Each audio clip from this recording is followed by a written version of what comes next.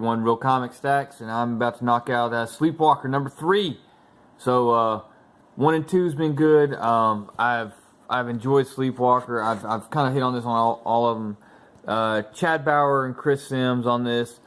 They did Dark Hawk during Infinity Countdown. It was really good, and these guys deliver again, I think, with Sleepwalker, taking a character that from basically late 80s, 90s, and Sleepwalker from the 90s definitely, and doing some new stuff with them and making it enjoyable. So this starts with actually Chris Powell, he's inside of Soul World in the Soul Stone, and he's getting interrogated by our Rick Fury. So this is Rick Sheridan combined with Nick Fury, and he basically says, hey, don't you guys got something to eat, and don't you FBI guys drink coffee? And he basically says, I'm not with the FBI. And what Rick Fury does is, he basically goes in and is being whatever, he's playing bad cop and trying to intimidate Chris Powell into talking about Sleepwalker. What he knows that he's been encountering him, and that he was been in his dreams. So Chris Powell commences with basically his backstory about how his dad worked for Nova Corps, and that's how he got. Somehow he found the mysterious amulet, and he transformed him into Dark Starhawk. So he's not Dark Hawk in this; he's Dark Starhawk. Rick Fury just gets frustrated and says, "Look, I've read your file. I don't need the background on this." And that's when he finally coughs up some information about what he does know, and he goes into this dream he had. So in the dream, he is floating naked in space. I mean, I think I had one where I was naked on a bus once. That wasn't cool.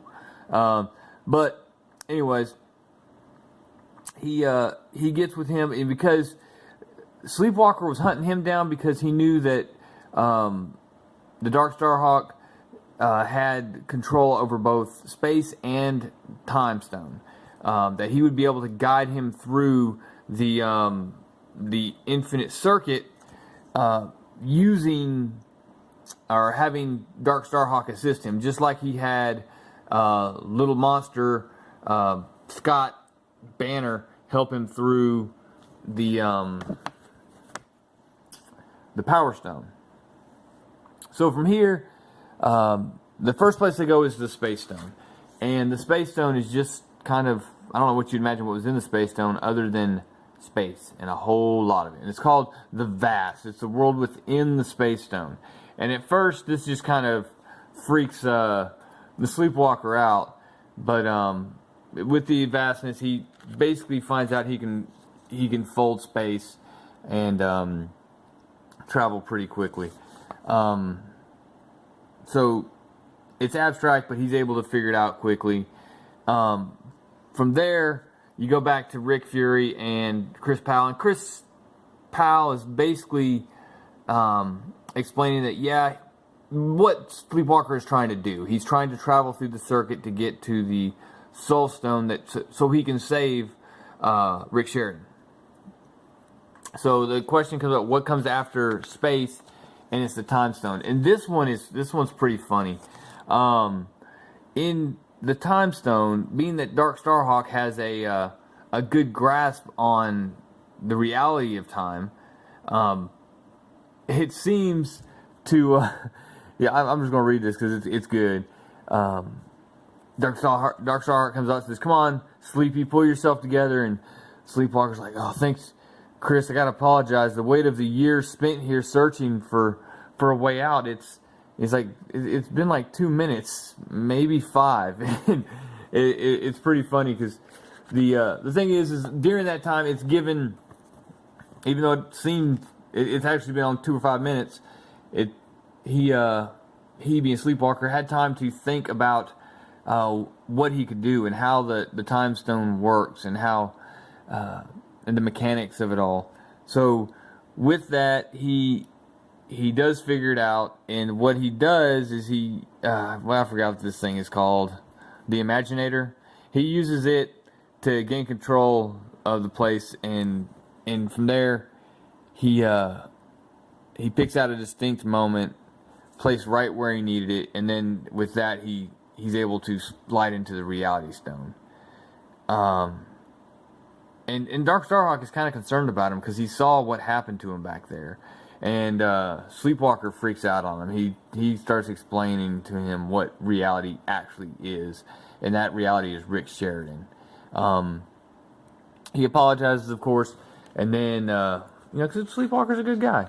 And then he slides through into the Reality Stone. Only thing to take away here is basically he says the name Rick, and Chris Powell starts saying, "What did you say your name was?" From there he go. This is a pretty funny part of this comic book right here, as we get into the whirlpool within the Reality Stone, and you start looking at all these different comics, and you have the Archivist, who is the chronicler of the multiverse, and he's freaking out a little bit because he's check it out, man. He's reading old Sleepwalker #1, man. So it's pretty funny. You got the what if with the what if Silver Surfer possessed the Infinity Gauntlet and different stuff. I mean, it's pretty cool. It's an interesting take on it. So I tip my hat to my guys, and from there he mentions.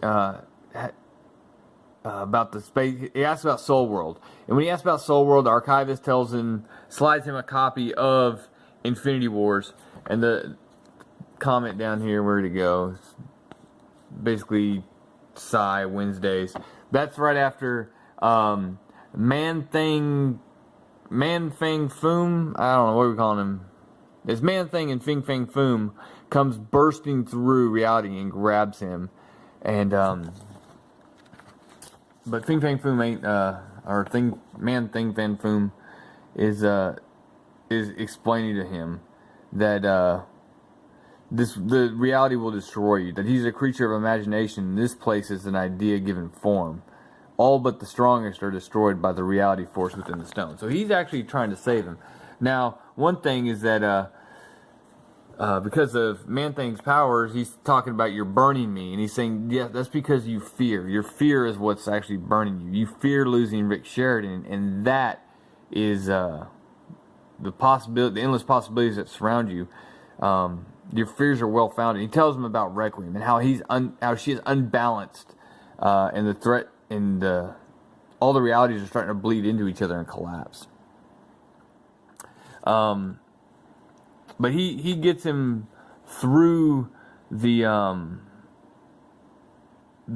circuit to the point where he's able to begin going to the next circuit, which I believe is going to be the Mind Stone. It doesn't actually, yeah, it doesn't actually tell you which one's next, but going by the diagram, they're in the Reality Stone. They've already been in the Time Stone, so it should be. Actually, the Soul Stone or the Mind Stone. Anyways, back at the Sleep headquarters, they put a hit basically on. Security level extreme elimination protocols in effect for Sleepwalker. So Rick Sheridan, Nick Fury combination is going after Sleepwalker. So that is Sleepwalker #3. Like I said, guys, Sleepwalker, it's a really fun comic book. It's good to see a character from way back that they're doing something fun with. And I wish they would have tied this in more. This basically ran parallel to Infinity Wars, as far as I could tell. I haven't read 4 yet. Or have I? No, I haven't read it yet. But it ran parallel to it, but it didn't seem to have a huge impact on it, which kind of bummed me out. But I'll confirm that with Infinity Countdown #4. And guys, I'm going to try to do a live stream to celebrate my 100 subscribers.